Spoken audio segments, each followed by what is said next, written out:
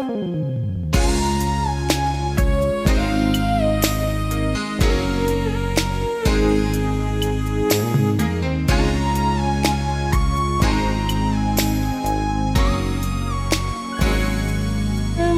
นเวลา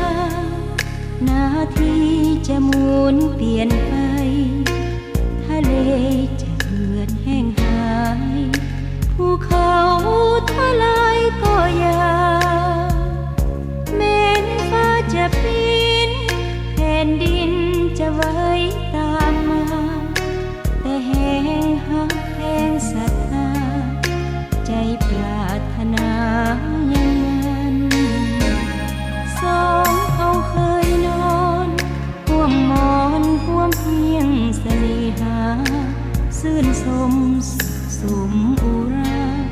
บัดนี้ต้องมาไกลห่างอายอยู่อย่างใดสุขใจหรือเศร้าโศกสันส่วนตัวน้องเองแท้นั้นอยู่เดียวแสนจะเปลี่ยวคอง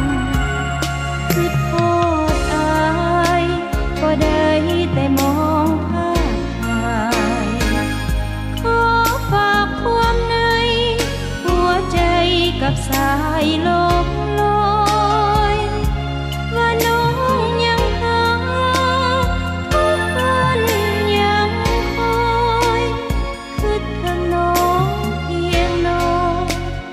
แต่บ่น้องดวงใจถึงเขาไกลกันจะนานจากฟ้าจากปีหักน้องออกจากใจนี้บ่มียังมาลืมได้หักและห่วงอายคอยอายอยู่ทุกวันไปมุ่งหวังพบกันครั้งใหม่หากใจอายบ่เปลี่ยนแปลง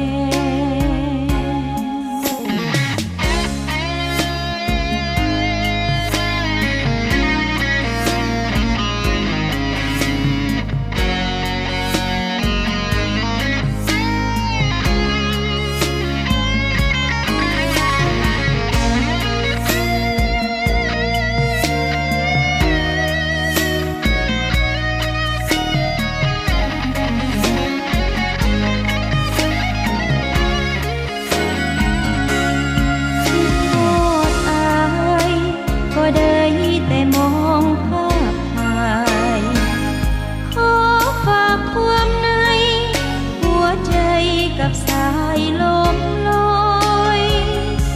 ว่าน้องยังหาทุกวันยังคอยคือทางน้องเพียงน้อยแต่บ่น้อดวงใจ